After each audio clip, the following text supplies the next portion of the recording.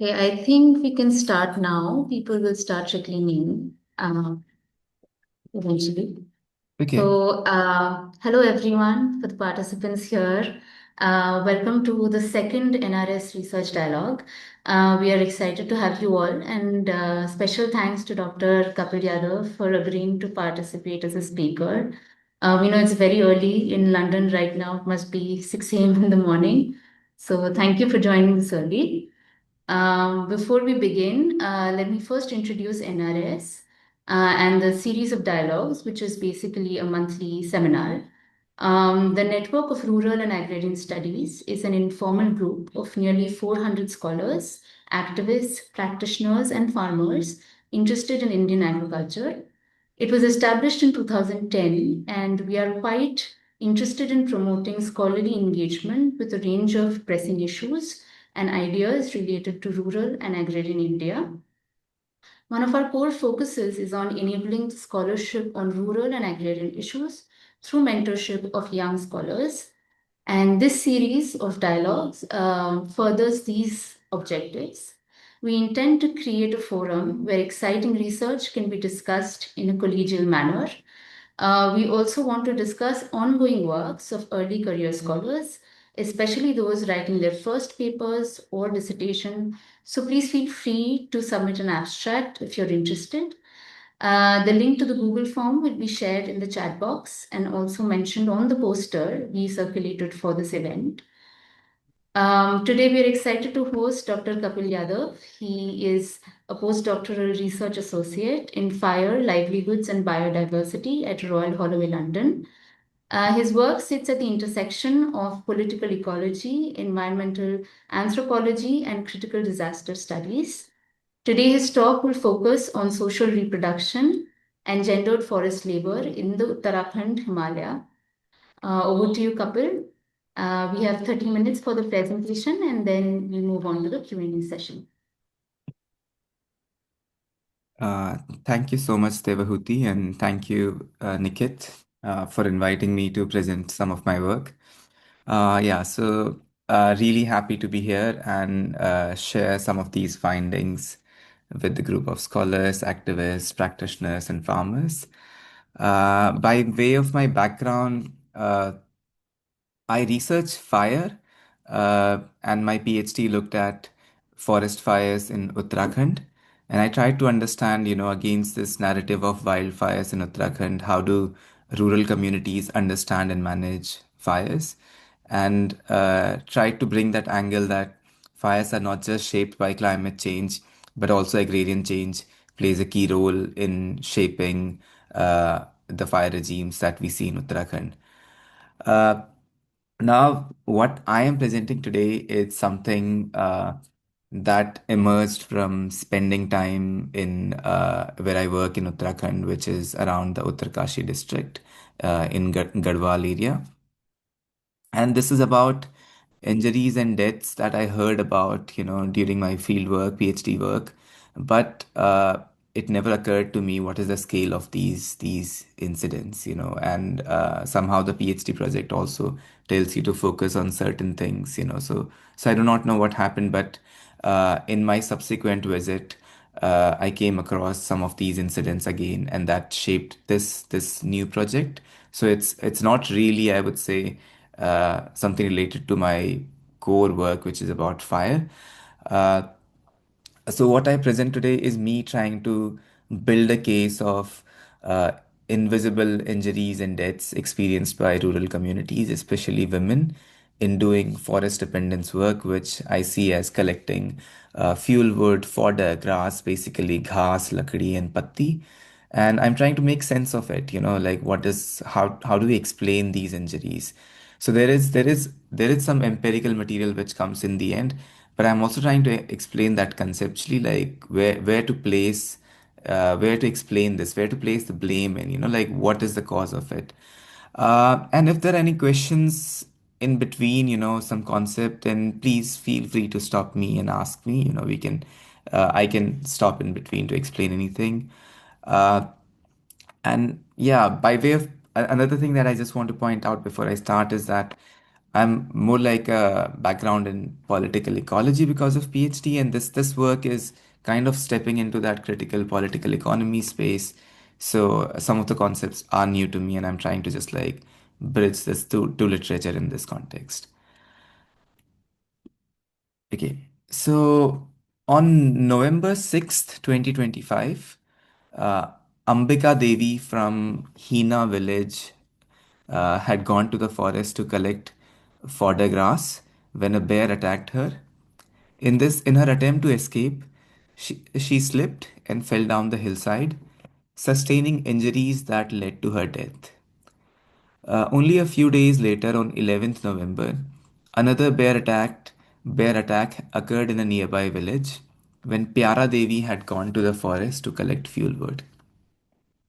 When she was later found by villagers, she was rushed to the district hospital, but in the absence of a functional road, which was closed for 3 to 4 months, she had to be first taken on a makeshift stretcher uh, to reach the nearest motorable point.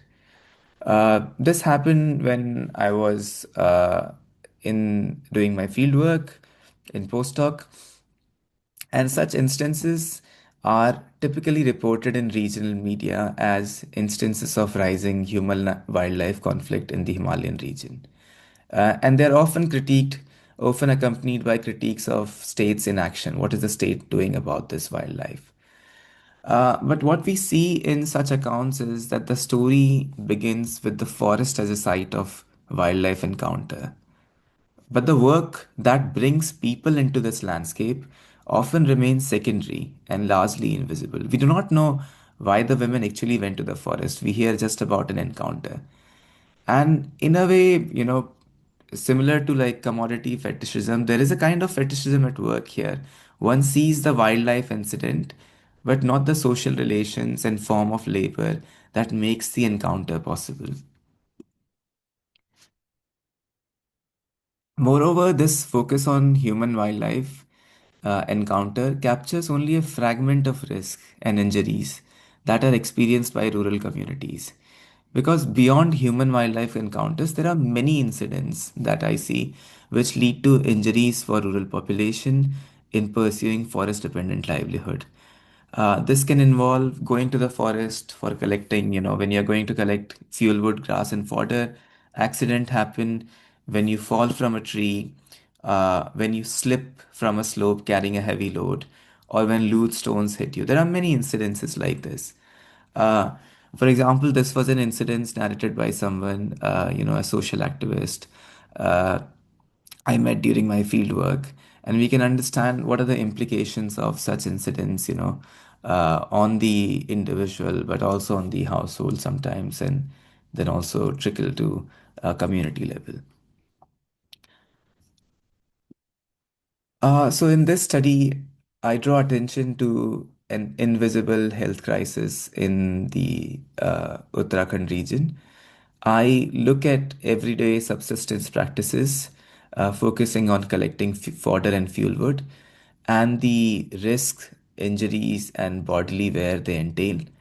I try to answer some research questions, which are what is the scale of injuries and deaths associated with forest dependent subsistence work?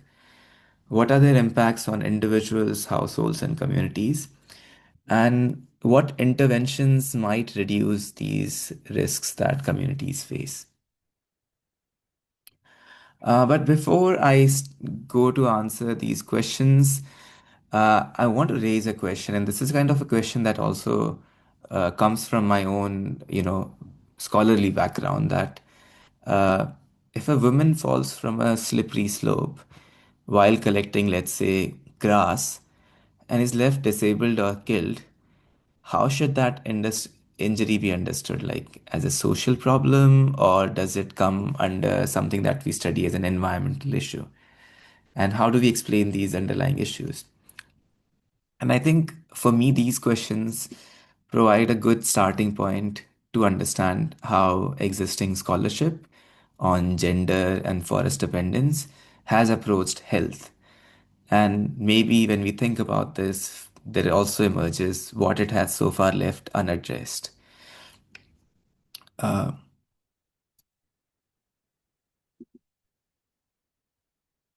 so if you look at the political ecology scholarship, it has provided a good account of relationship between women and forest.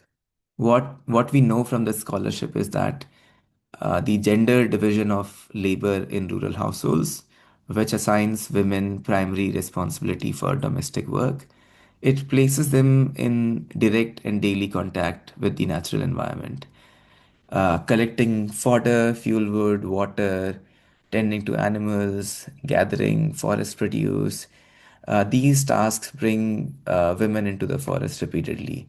And by forest, I mean a broader term here. It's not the ecological forest, it's the jungle, which could mean the non-forest common, the grassland. So all of this. And this everyday engagement produces an embodied knowledge of the forest, which can play a key role in forest management. And this literature has also documented that yes, women have this knowledge and they can play a key role, but there is also a key gap between this potential and its realization.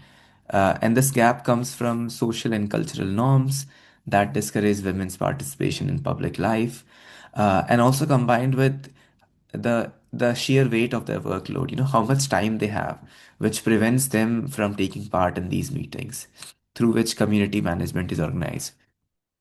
And I think it was probably a paper by Beena Agarwal, but probably all of us know that, when you ask a woman why she could not attend a forest meeting, the answer would be, who will give grass to my cattle, my buffalo. Uh, so time load does play a big role. Now, for me, thinking with the concept of, I think, no, sorry, I think there's something else that I want to add here. Uh, so political ecology has been quite important in making these gender dynamics visible and in arguing for women's inclusion in forest governance. But at the same time, I feel there is there is a limitation which lies partially in how it is focused on recognizably environmental issues, whether it's water scarcity, forest degradation, biodiversity conservation, while leaving questions of health, housing, wages, poverty as they belong to a different register. There's kind of a focus that we associate on some issues versus other. And the result is that some of the effects of forest dependent labor on women's life, such as injuries, chronic pain, exhaustion that accumulate over years, these do not appear within this framework of political ecology that is organized around environmental governance and resource access. And this is what I felt that, how do I really think about these injuries? That, the literature that I've read can mention these injuries, but again can go back to subjectivity, can go back again to, human society relationship. What do we do about this public health? I'm not a public health researcher. So, for me, thinking with the concept of social reproduction offers a broader conceptual language. The starting point for social reproduction is that if the worker produces the commodity and gets wages in exchange for that labor, what happens outside of this workspace? That is, who produces the worker? Who produces what is the reproduction of labor power? And all of this work that basically this is the work that goes involves going from work from one day to the another. After you leave the factory, before you go to the factory gate the next day, what happens in between? And social reproduction scholarship highlights that this reproduction of labor power requires, significant amounts of work that capitalism either neither pays or underpays, but also doesn't count this work as work. And this work is majority of this is done at the household level and involves unpaid and underpaid work performed by women. And this work forms the background condition of possibility for capitalist production by providing labor power.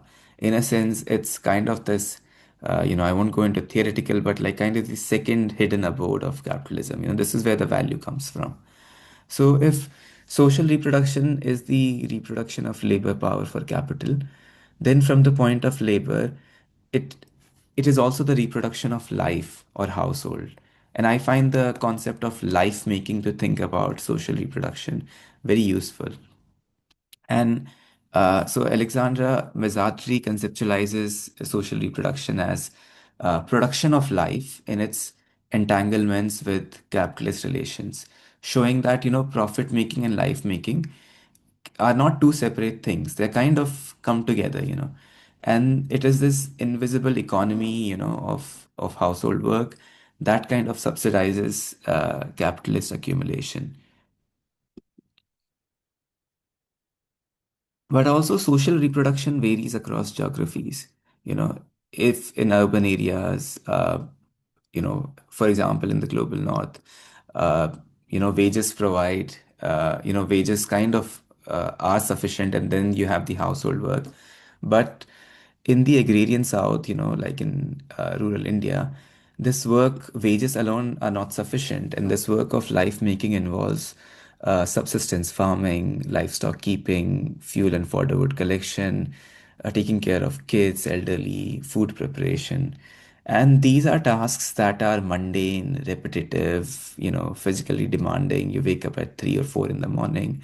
But this work is excluded, everyone knows from the what counts as work, whether in the NSSO surveys or in GDP accounts.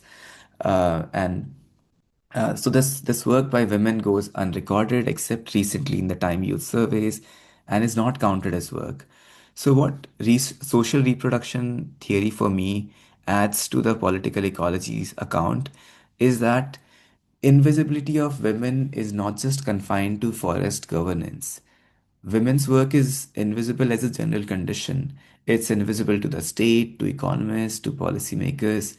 And when this work becomes invisible, so too are the injuries that it produces.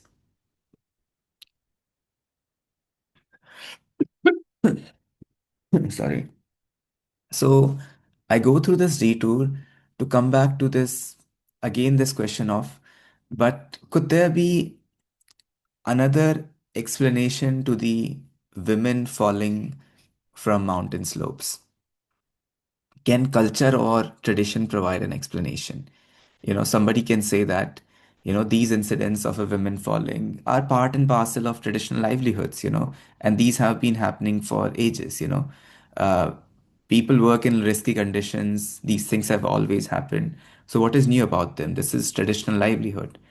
But also, this explanation treats as timeless what is also historically produced and mistakes the kind of work, the kind of reproductive labor that takes under specific conditions of capitalism today for an expression of culture. So, to understand how women's unpaid labor is shaped by neoliberal capitalism or just capitalism, it is key to recognize that social relations outside of wage labor are not accidental to it, but take specific historical form in response to it. So, in simple words, we can start this other explanation by beginning with agrarian change. We see migration to urban areas to earn a wage, but this wage is insufficient to meet the needs of households. And this gap is filled by unpaid reproductive labor. And I like the sentence. I don't know which paper I read it from, but it's like wage requires mobility, but reproduction requires remaining in place. And it is the strategy of combining migration or wage work with subsistence unpaid paid work. It should not be, this strategy should not be seen as purely a remnant of pre-capitalist socialist organization, but more like a structural necessity. It's not a choice, it's an imposition which is placed on rural households. So, what I'm arguing from all of this is that because the time women spend on reproductive labor and the conditions under which they perform it are shaped by forces far beyond the household. If the wages fall short, if out-migration increases, or if social welfare provision is inadequate, women have to spend more time in the forest. They cannot get that cylinder, they cannot get, some of the food items. They cannot afford to get a chara, the cattle feed. So this intensity and riskiness of women's forest labor is not a fixed cultural fact, but a variable that moves in response to the pressure that, inadequate social welfare or capitalism, low wages places on rural households. So, yeah, coming back to the question of which this kind of question began, the injuries that women face are not random misfortunes. Understanding them requires looking at the conditions under which rural households reproduce themselves and the risk they face in doing so. That is why particular groups of people remain in the way of particular hazards. Uh, Social reproductive labor is has a cost. Care requires some physical labor, and this has a cost. Shirin Rai uses the concept of depletion, which I find useful, uh, to note the gradual wearing down of women's bodies, time, and well being through sustained reproductive labor. And she refers to the resource training efforts of doing this work. In her account, depletion arises when the outflows of energy and the effort from human bodies exceeds the inputs required to sustain them. It's so depletion becomes about more of an accounting exercise. It's like gap between inflows and outflows, and the harm accumulates over time when outflows are more than the inflows. It's more like a fatigue, a deficiency, a bodily tear. Uh, but the case of Ambika Devi and Pyara Devi that we started this session with, the two women who had gone to the forest, in that case, depletion was not a harm that accrued over time. It took the form of a sudden catastrophic event which led to death and severe injury. So this Sharon Rai's original concept of depletion is less suited to cases where you know uh, you know human bodies are reduced through discrete particular events rather than gradual processes, and these events are more like everyday disasters. So in this study, I use the concept of depletion, but I extend it beyond gradual process to include such episodic events, or ruptures in everyday life, to conceptualize a crisis of social reproduction, where increasing labor burdens, and inadequate health and infrastructure provision converge to deplete bodies, households, and communities. Sorry, my voice is not very clear today. Uh, these events have received little attention in either political ecology or social reproduction scholarship, and I think that measuring these events, provide an account of them, also is a work of recognition, and it makes them visible, and also it makes the visible, and doing it in a way particular way also makes visible the work that leads to these injuries. My work, what I present comes from my work in Uttarkashi district. My work is based in valley, Asiganga Valley, which is close to the Uttarkashi town. There are around 13 to 14 villages, depending on how we see the hamlets or two neighboring things. The total population is around 4,500 people. And I focus on again the forest dependent social reproductive work of collecting fuel wood, fodder, and grass. There are two types of uh, uh, in Hindi this translates to ghas, chara, and patti.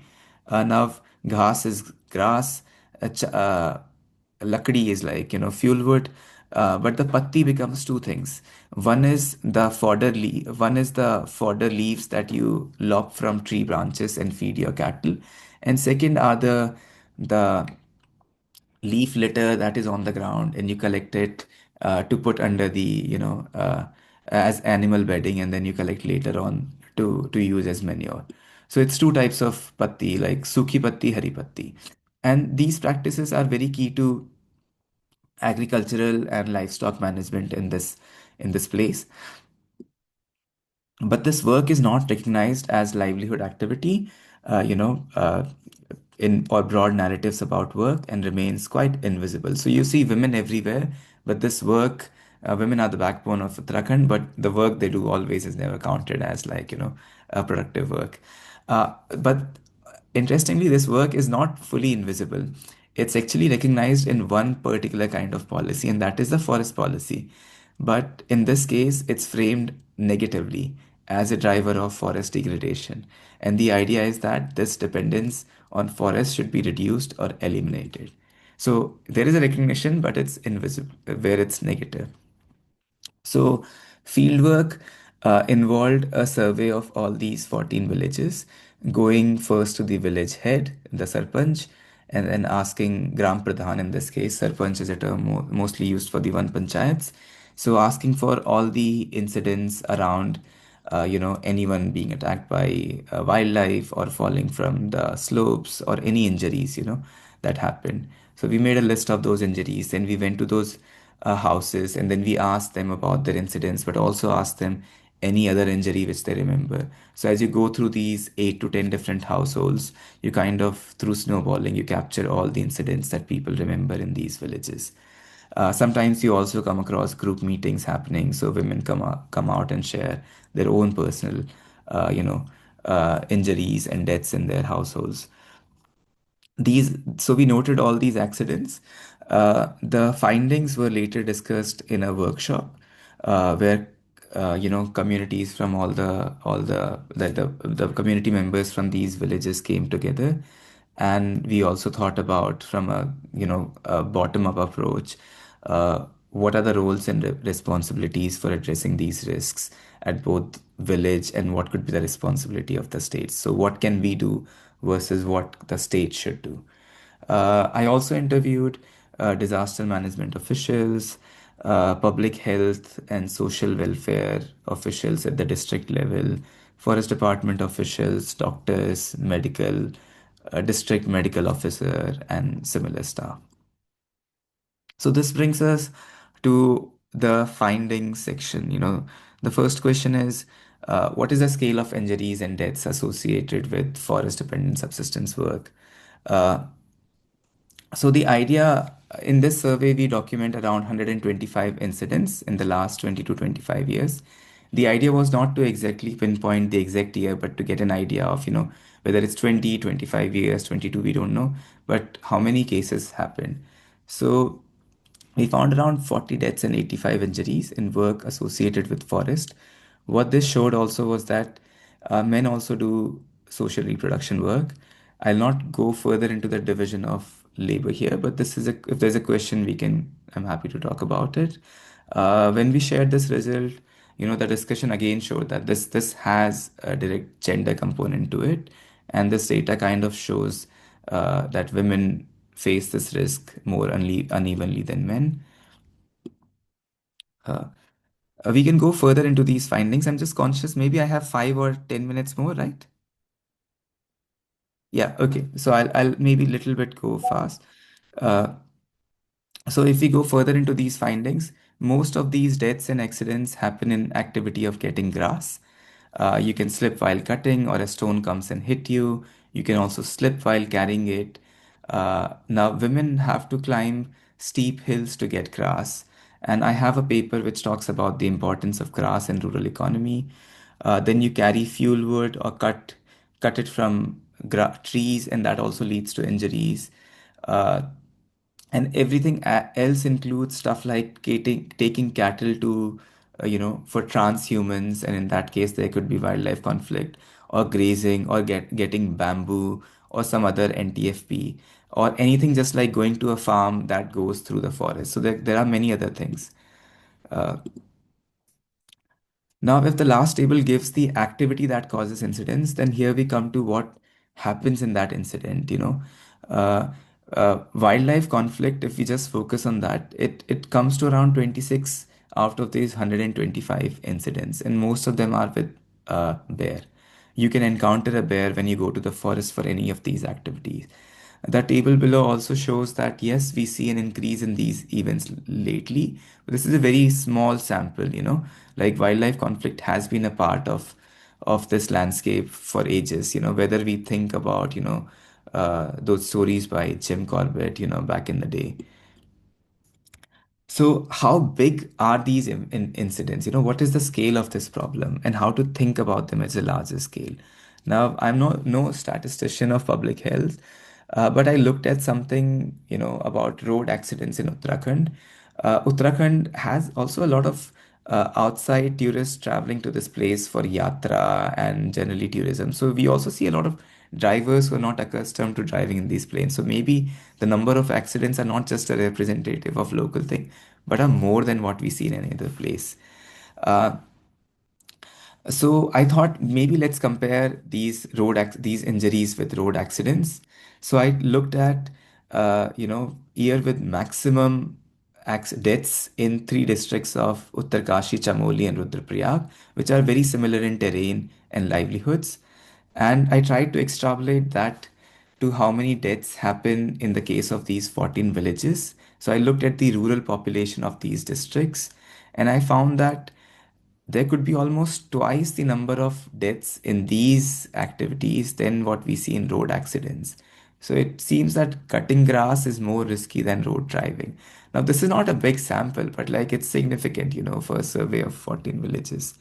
And I'm very conservative here with my numbers. So earlier I was saying 40 deaths, but here I really went down to everything that I could really say happened in these 20 years. So I reduced that to 30 deaths. But none of these deaths or injuries get recorded in public health data. This is like all the public health data about deaths and another thing which we call disability adjusted life year. When a person goes to a doctor, I might need 2 or 3 more minutes there, Hoti, if that's all right. I just want to get through this little bit more Yes, in detail. no So problem.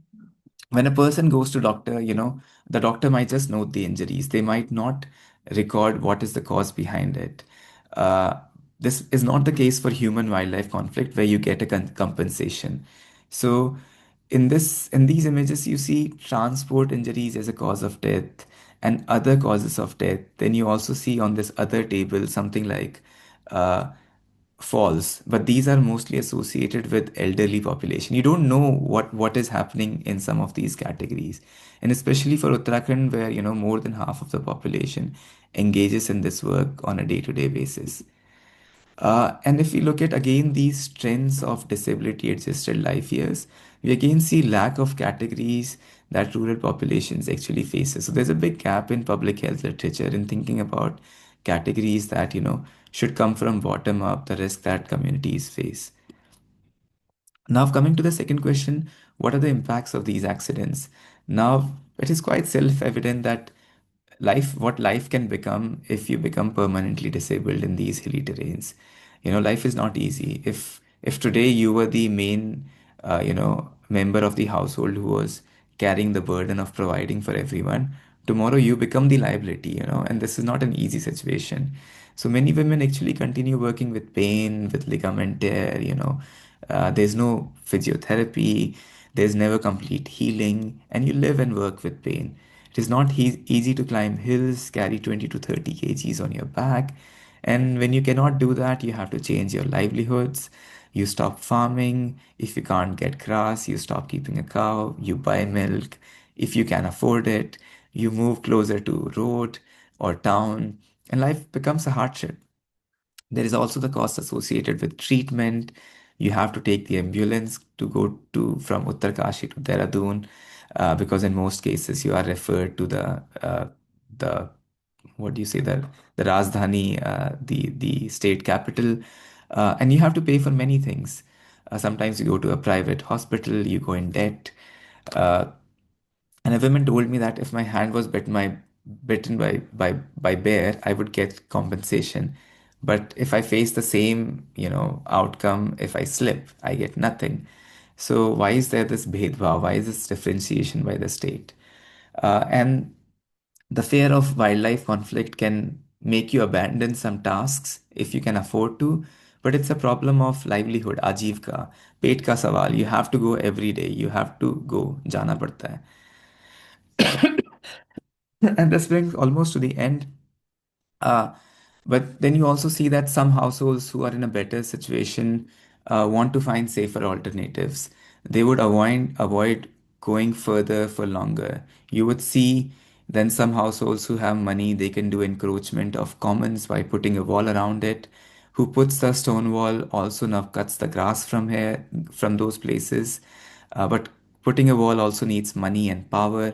So this means that, this enclosure process benefits some households, but it increases the burden on women from poor households. So we see a weakening of collective action. There is more and more of individualization. There is more time burden and land grabbing, and less incentive for the people who are doing this to join meetings, but also difficulty, more time load on the people who cannot to join these meetings as well. And when you have more and more of invasive species, it becomes difficult to manage them collectively. Women have to walk double the distance for double the days almost. Like, I'm just giving the numbers randomly, but the burden increases. I won't go into detail here, but what to be done, the situation was discussed with participants.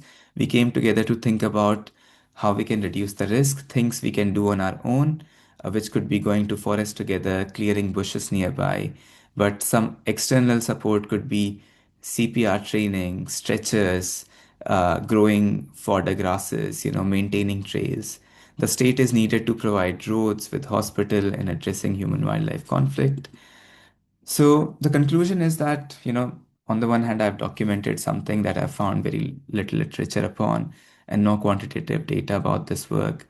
And I link this rural health to a crisis of social reproduction, saying that injuries and deaths associated with this work reflect broader failure of capitalist political economy and state to sustain human well-being. The state through, inadequate health provision, but also roads and, fodder reserves play a key role in shaping these outcomes. We see the role of forest for meeting national or international goals, over meeting local needs. We talk about planting trees, but never about planting grass. And say that, in such cases like Uttarakhand, environmental struggles are also struggles about social reproduction. The women are not just hugging trees, they're hugging trees to provide fodder. So struggles over environment are struggles which have labor and gender aspects. So maybe connecting all of these categories, you know, is is what I see as the next step. Yeah. Thank you.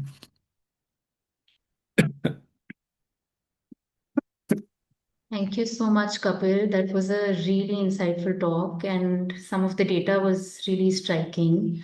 Before we, I'm sure there are a lot of questions, but before we move on to the question answer session, let me just share a link to the NRS listserv.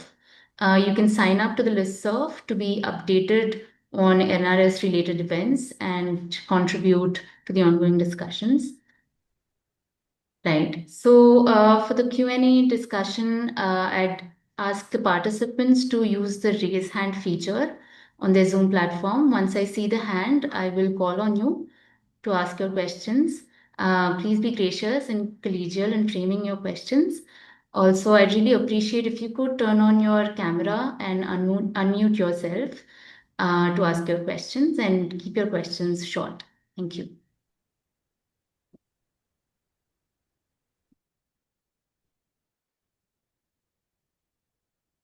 You may also put your questions in the chat box if you're unable to unmute yourself.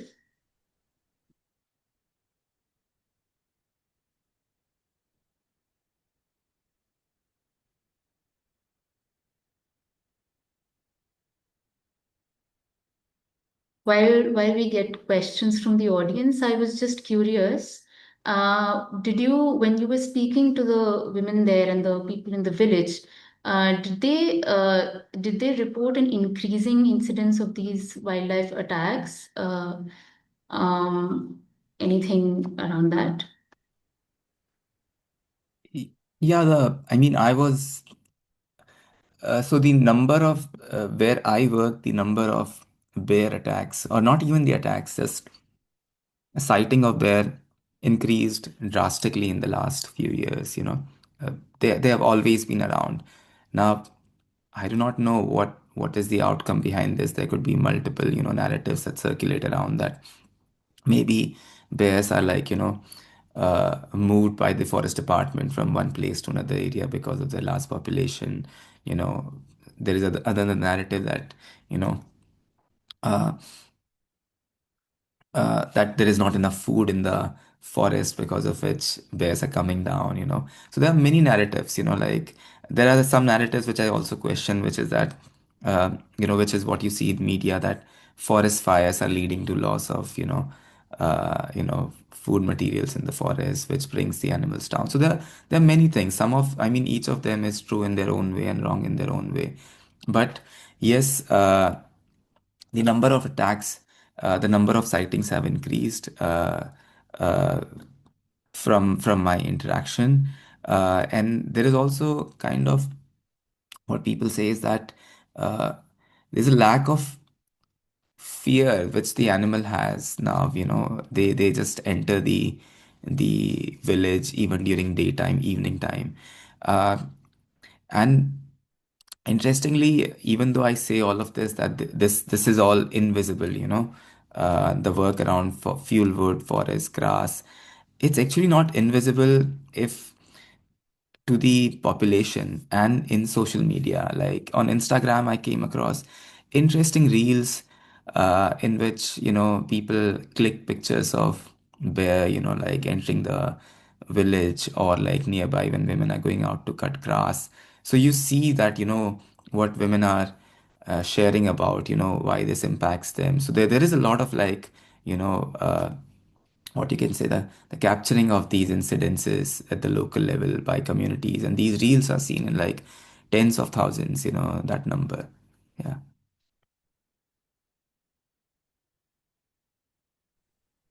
Right. I think Ritudhi has a question. Please Hi, unmute yourself. yeah, sorry, Kapil, I couldn't join a little earlier. And also, really wonderful talk. Loved hearing what you had to say. I had a couple of questions. I hope you don't mind that I asked too, just because I worked in Uttarkashi, but just a little bit further south, inside the Govind Pashu Vihar. So the two questions I had, the first one is, Uttarkashi is quite unique. If I can ask like a sub Uttarakhand question, intra Uttarakhand, in that it's one of the few states where my out migration is quite low, right? Because compared to, let's say, Pauri or even the southern part of Rudraprayag, you see a little bit more reliance on NTFP based livelihoods.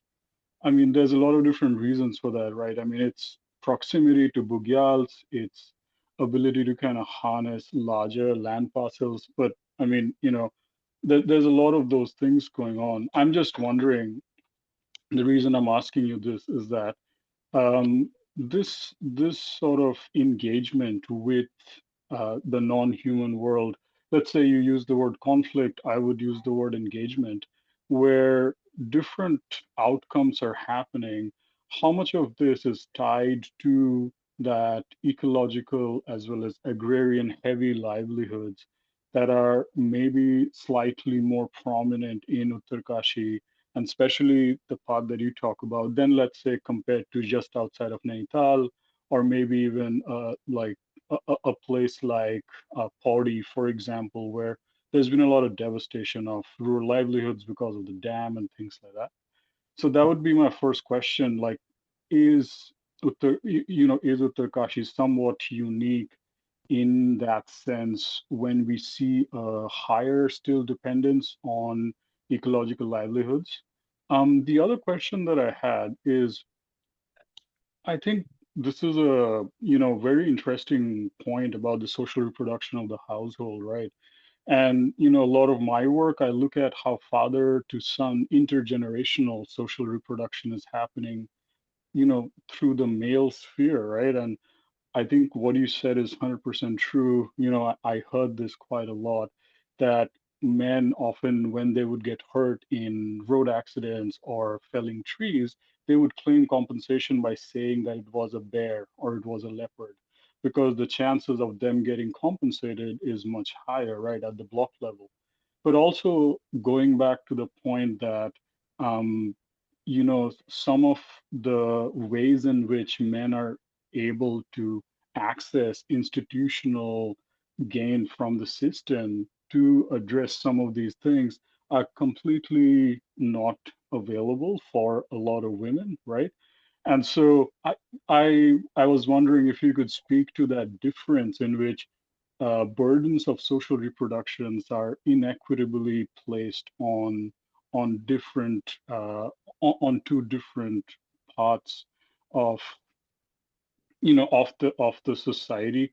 And the kind of connected to that is I was also wondering if you could speak to this, is that a big part of it is also that because of the changes in agrarianism in Uttarakhand, things have gotten a bit more dangerous because now you have a lot more fallow land, right? Like villages have much more fallow land because they're farming less because of a variety of different livelihoods. So, sorry, there was a lot of different questions. Hopefully that made sense.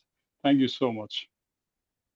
No, thank you for that question. I think I don't know where to start this, so maybe, you know, I'll try to get my thoughts around it. So, first thing is Uttarkashi a special case. I mean, yeah, wherever you do your field work, it does appear that the place is unique from other places. And I would say that the valley where I work is quite unique compared even to the rest of the Uttarkashi. But even if we can think about all these districts, Uttarkashi, Pithoragarh, Chamoli, Rudraprayag. When I've trekked through them, I've seen similar livelihoods. So I would say the work that I'm sharing has a similarity in these practices are quite widespread across this.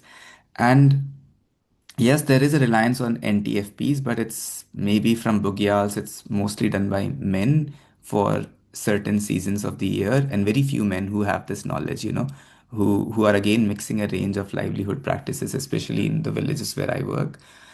Uh, So, but now I think opening it to the livelihoods, that's where it becomes more clear is that uh, there is significant migration, but migration, I would say rather than migration, we can say there's a shift to wage labor. There's a shift from doing farming to working in a dhaba, a restaurant, or, work becoming a bus driver or conductor or a taxi driver because yatra season, the Char Dham Yatra, provides such a big footfall that in those 4 months you can earn enough, almost like the idea that you can live for the rest of the year. So it's like looking for that wage, looking for finding that opportunity to work in Uttarkashi in some shop, earning that 10,000, 8,000 salary. It's seen as more lucrative option than doing farming. And somebody shared to me that during COVID they came back, they tried farming using all those poly houses, so they put their labor into it, and then they went to the mandi to sell it, and there's like, what do you get, like 200 or 500 rupees. So the farming doesn't make any sense. So in that sense there is a shift from agrarian livelihood when we think about from farming to wage labor. But the importance of livestock still remains, and I think that's the main point, is that every family still keeps one cow or a buffalo, one cow especially, and in order to feed this cow you need to go to the forest. So we need to think about is that yes, there is a change in agrarian livelihoods, but every woman still has to go to the forest for 3 to 4 months a year, minimum. And it is this need to go to the forest to get grass that still means that the risk still remains. Yes, 4 members or 5 members of the household are not going to the forest every day like they used to do in the past, but the women who are still doing this have to go. I do not know what will happen in the future. There is this other narrative that, and this is a change happening, that women also do not want their next generation to do the same kind of, backbreaking work that they are doing. They want them to have a good future, a different future. We do not know whether they will have a different future. Yes, many women also see that, somebody will still be doing this work in the future. And for the people who will still be doing this work, the conditions will be again harsh because they might not have the same visibility, the same shared, need to think this as an issue. Uh, so yes, there will still, my argument is there will always be some population which will still have to live with this risk, and especially more and more as we'll see forest as not as a place of agrarian dependence, but more as carbon sequestration, environment degradation, place to prevent disasters in Uttarakhand. And Ritudi, what you said about coming to the point about compensation, I think that's another, you know, big contested issue. Um, and I would say it's not just men versus women which shapes who gets access to compensation. It's about caste, it's about access, it's about power. It's also about how much of an initiative, how uh, it's about the champion that your Gram Pradhan is, how much they are in those networks of disaster management officials and the district other, forest officials. So you can show any other incident as a human wildlife conflict and get compensation. You can also get compensation through disaster funds, but it's not really clear whether falling from a hill slope in December is a disaster or not. And that's where you need to know the right people and they can pull the threads and get you compensation. If you ask difficult questions, if you then maybe you won't get any compensation. So in some villages, everyone, something happened to them, got compensation.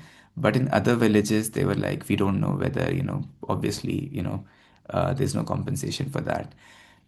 In some places, if a death happens, the because of this common knowledge, some token amount comes from the state. But if I look at the policies specifically, nothing really targets these things for given. So there's almost like a gap in seeing this in the welfare policies also, that these are not seen as disasters, human wildlife is a disaster, but this is not. So that's also my idea that, maybe frame this as a disaster and uh, ensure that compensation doesn't have to rely on who you know and which channels you are part of, but should be more of a straightforward process. Yeah.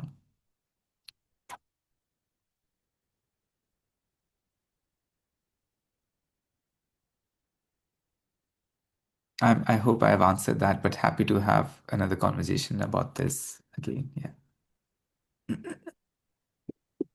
And yeah, Ritu's paper is great. Thanks, Ritu. I think that's an exceptional paper. I mean, I don't know what to say about it. Yeah, just mad respect for that paper. Yeah. She's finishing up her PhD right up north from where I am. So yeah, just and also Nishtha just finished her PhD. Another great one to look at. Nishtha was at University of Melbourne. Yeah.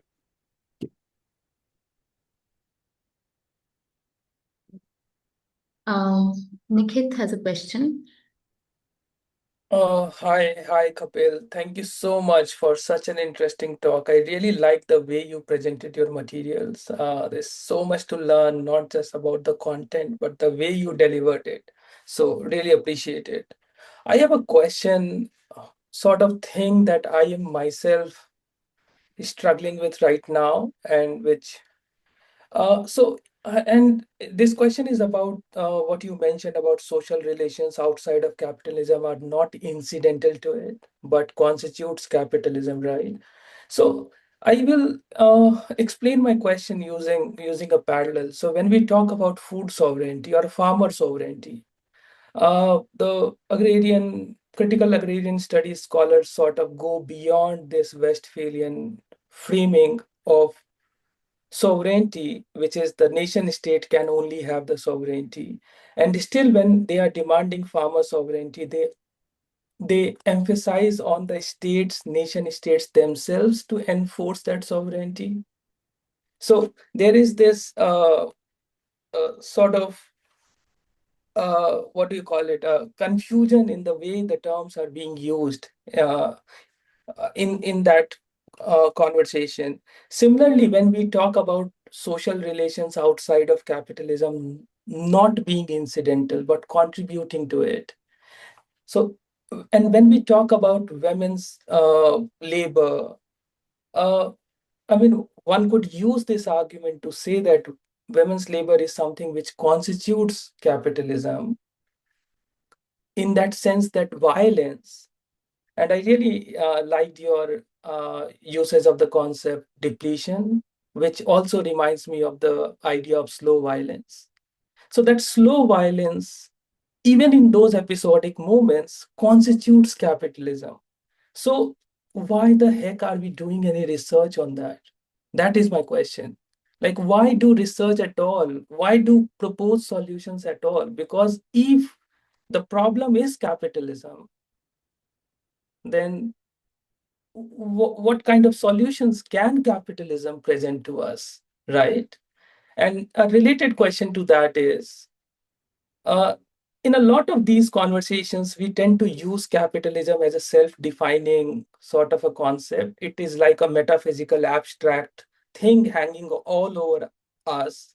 Like it will be a standalone explanatory factor to explain everything out there. So how do you make sense of these kinds of things? I don't know if I have been able to articulate my two questions well, but these are some of the thoughts that are coming up in my own research again and again. I don't know how to make sense of them.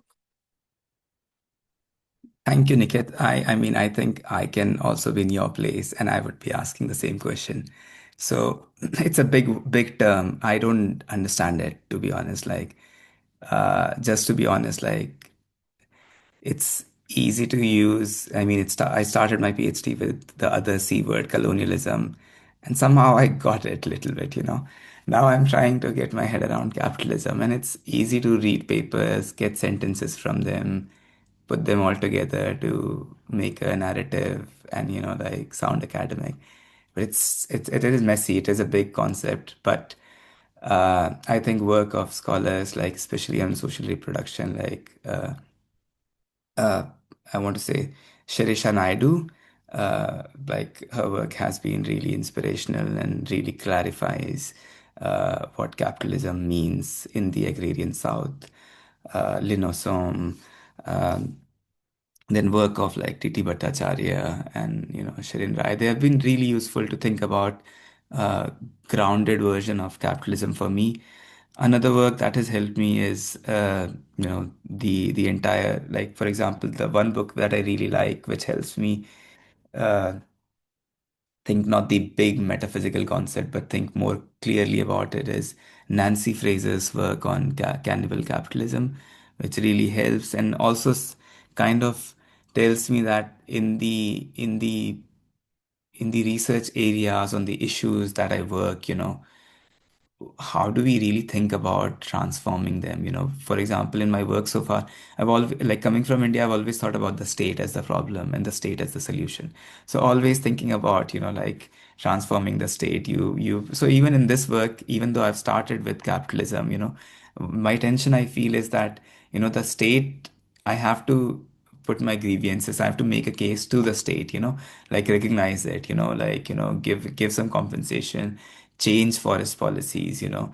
So in a say it's a plea to the state also, but also there's another side in which that at the same time it is, as you make that plea, as you change that policy, as you try to like ask for like, you know, more access to the forest, you're also kind of directly confronting, not me, but actually the women are confronting the capitalism that we see in forest, you know, when the forest becomes a site for carbon sequestration, so you can like, you know, reduce carbon emissions but allow them to continue elsewhere.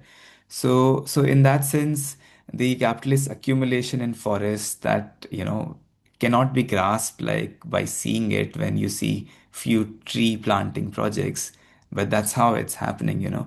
You're kind of, when women set a fire in their commons and destroy these saplings. It's basically social reproduction coming in conflict with capitalist accumulation, in that site. But also, it's the same capitalist accumulation. The social reproduction is also supporting the low wages for the the rural person who is migrating to the urban. So it's like I mean I'm trying to right now just thinking about what is the purpose of research, like what is it, like my own mind reading new stuff, uh, or it is about you know and that's where, like, the work of uh, scholar activists, other spaces like these really help you to think about what is the research that one should be doing, and maybe uh, where should this go, whether it's about saying that the issues around women's rights in Uttarakhand, is that a separate space to how environmental issues are thought about in Uttarakhand? Can we link these two things together? I think that's the work, like, can the gender issues be linked with environmental issues, because it's not the environmentalist which should speak about it. Like, these are the same issues, so trying to bring them all together, and maybe that kind of makes it more about supporting the life making practices. I like the word life making, it's about like supporting life making practices. If we support making life making practices, then maybe what happens to capitalism might continue, but in a new way. I'm like in the same space as you are, like I would say I'm very little understanding, very little ignorance, but this is all I know, and I feel, you know, yeah, I can do for now.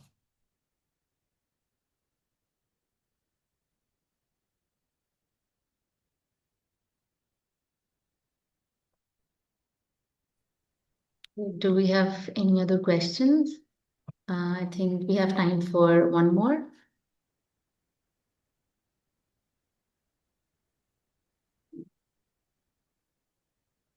Yes, Bhupendra. Uh, hi, hi, Kapil.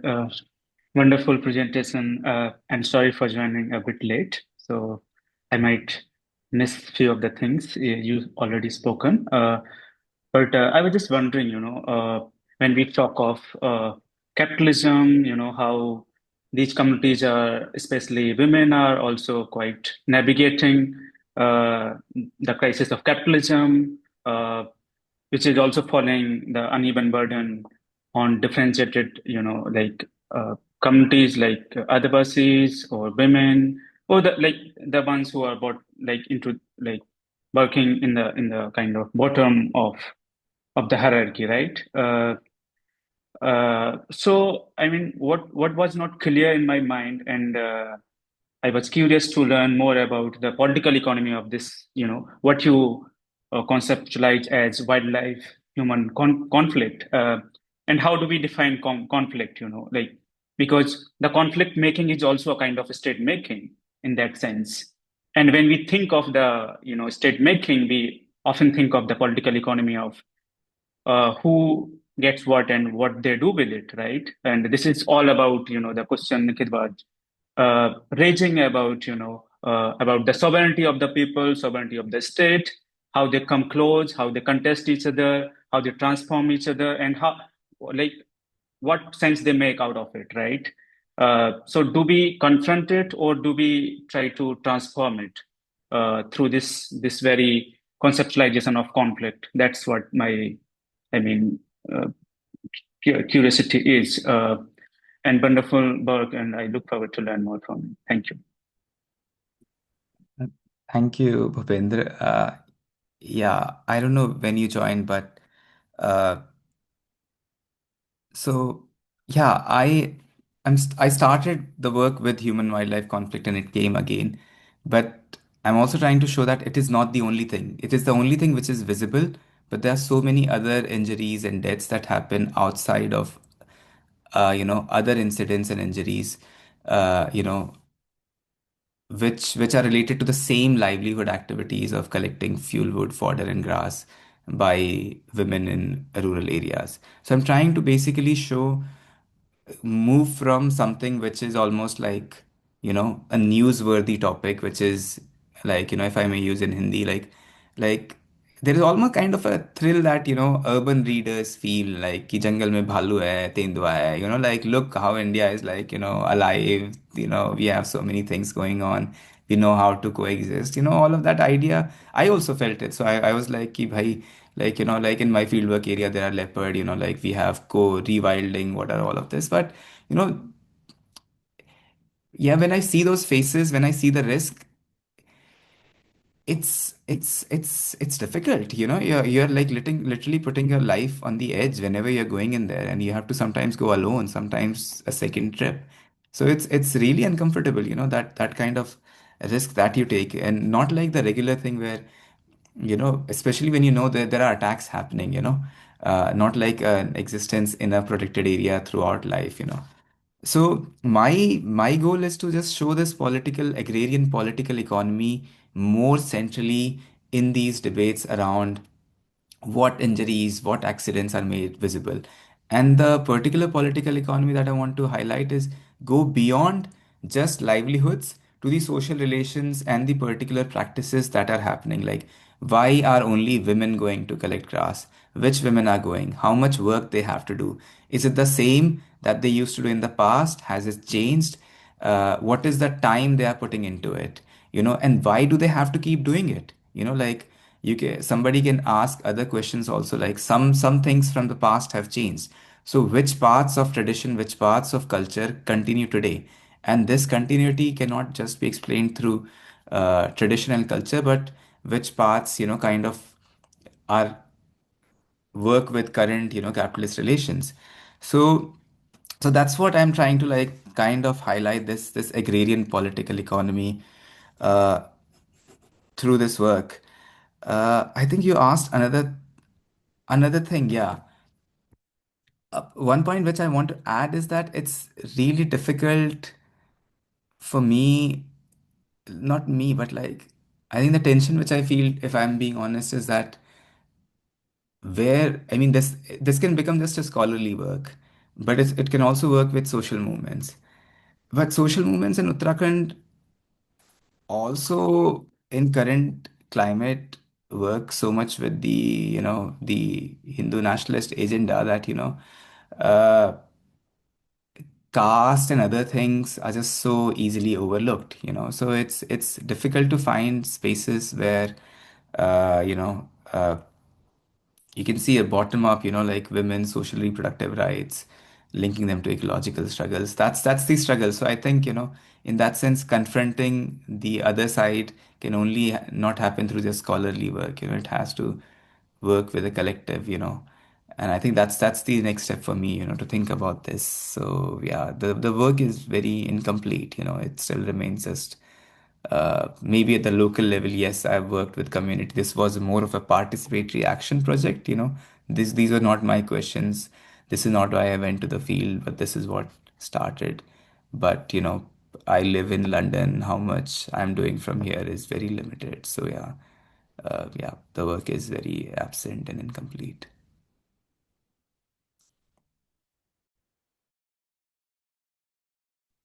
Okay, we'll take one more question from Ritodi, and I think there's a comment in the chat box, and after that we'll close. Please go ahead. Yeah. Hey, Kapil, again, really great points, man. I mean, we need to have a longer conversation sometime. But one thing I'll say to you is that something that I started working on a few years ago, and again, Ritu, that's the thrust of her PhD, which relates to this question, right, of how especially younger women are engaging with Uttarakhand's emerging, let's say, neoliberal economy. I mean, again, there's all of these myths about Uttarakhand, right? One of the biggest myths is that it's this poor state, even though it has the second highest growing GDP, has clocked that the last 10 years, right? The Plains districts are incredibly and fabulously wealthy. Like a place like Rudrapur, I would say, is a $5 billion boomtown, right? So it's a state of insane contrast, right? So my question to you is, and I know you just kind of started to touch on it, Uttarkashi itself is a very incredible place, right? It's the only place there is a temple to Duryodhan. It's the only place where we have, temples to the Kauravas, and we see it emerging almost as, I mean, Uttarakhand is, right, ground zero for the Hindutva project for a variety of reasons. I'm just trying to understand, do you think that, like Baba Ramdev has a big push as well into the northern parts of Uttarakhand for Jari Booty or for like land capture, what have you? Do you see this neoliberal Hindutva driven economy, which is positioning Uttarakhand as this form of shining India? This is our sacred land. This is from where we start reclaiming our history and our past and our future. Do you see that having an effect on the kinds of livelihoods, on the kinds of mobilizations, on the kinds of, let's say, options that are provided to women, right? Because on one hand, you have Narega paying whatever 250 a day, but I can get Dihadi, right? Private contract work on a roadside in Uttarakhand is 1,200 rupees a day, right? And they can't find people to do those jobs. Like so many folks in Uttarkashi have Nepali laborers that are working on these crews. So my point is that there's this real churning happening right now. And how do we make sense of all that? And how is this right wing neoliberal Hinduism sort of creating an economy within which women have a very specific role?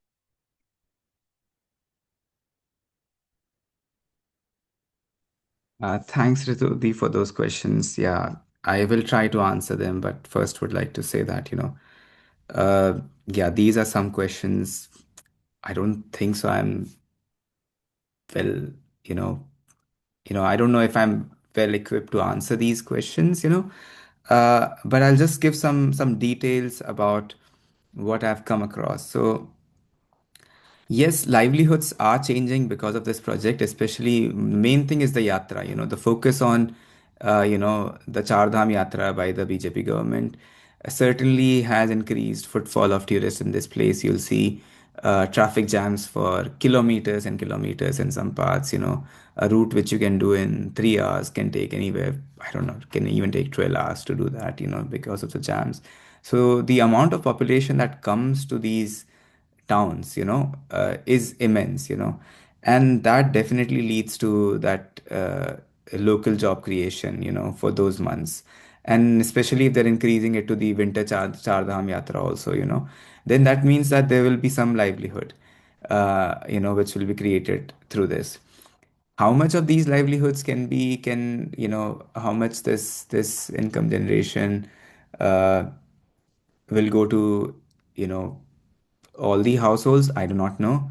But yes, this is an option. But again, this is an option very much for the, for men, because again, the left behind population, even if we don't see the migration from rural village to a far off urban center, but to the nearby town. We are seeing more like a nearby roadhead or a nearby town migration now, and in which the person is actually not coming back. They're actually staying in the shop or nearby. So it still is a migration. You come back every week, every 2 weeks.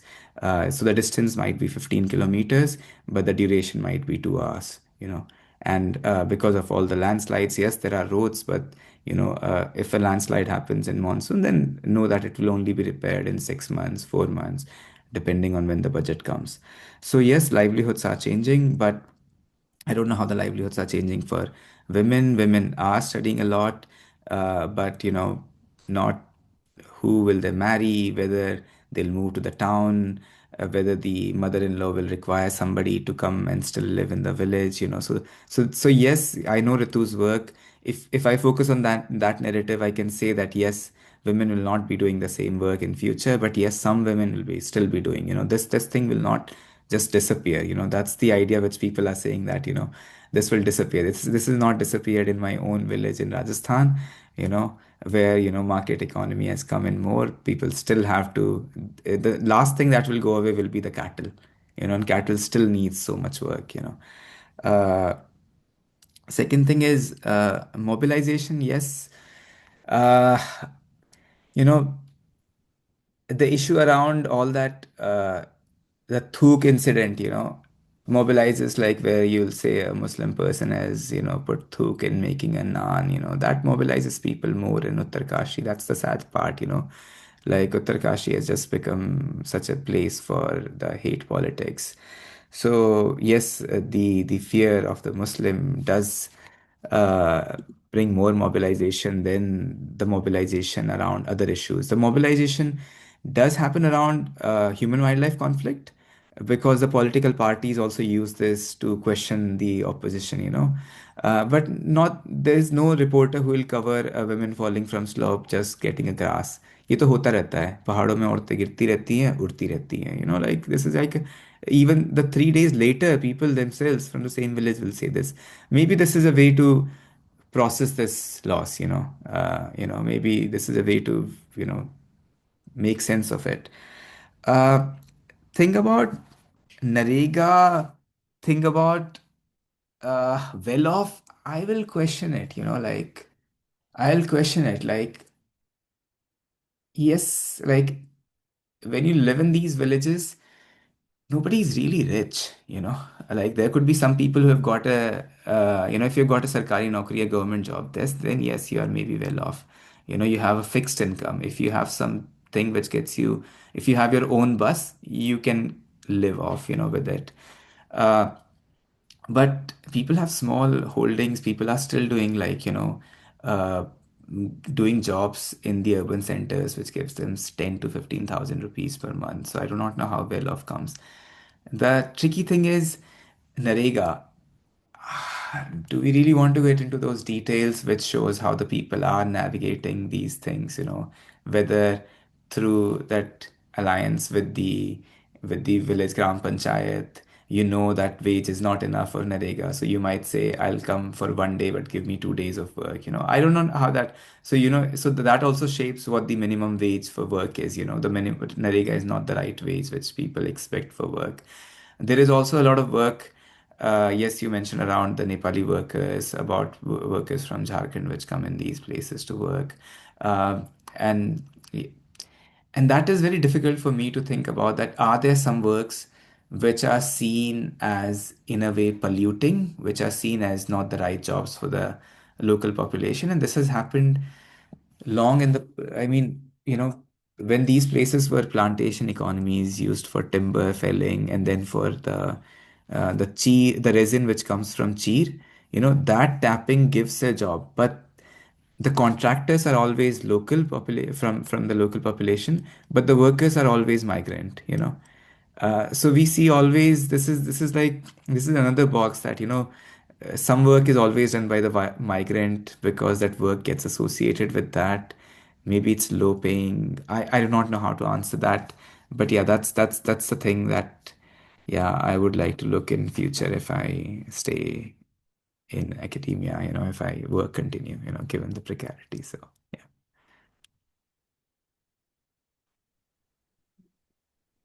We have one more question in the chat box. I'll read it out for all the participants. Some villages in this region also are dependent on mountain springs for access to water needs, along with the threats resulting from entering the forest for livelihood purposes. Is there any impact resulting from access to water in these areas, gaining access to water? uh, Impact access to water in these areas.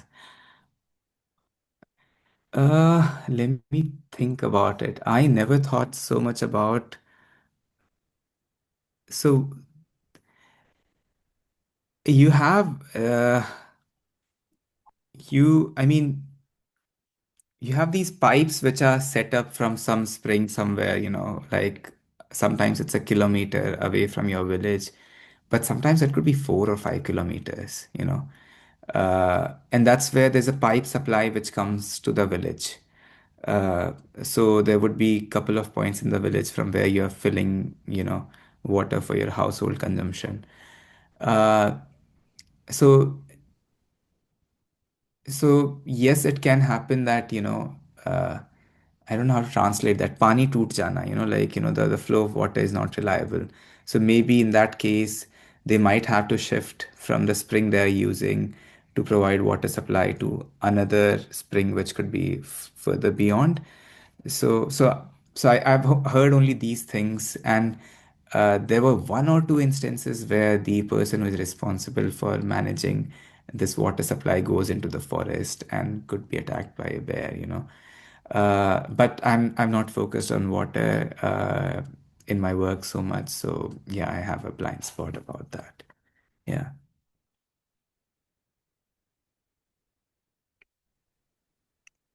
Okay. If there are no further questions, I think we are at the right time to close this session. Thank you so much, Dr. Kapil Yadav, for such a wonderful talk, and to all the participants for engaging in the discussion so enthusiastically. So many details came up in the question and answer session. Before we end, our next talk will be around the same time at the end of June. So stay tuned for the announcement. And for now, thank you and goodbye. Thank you, everyone. Yeah, it was a pleasure to part of this. Thank you again for your questions. Bye bye.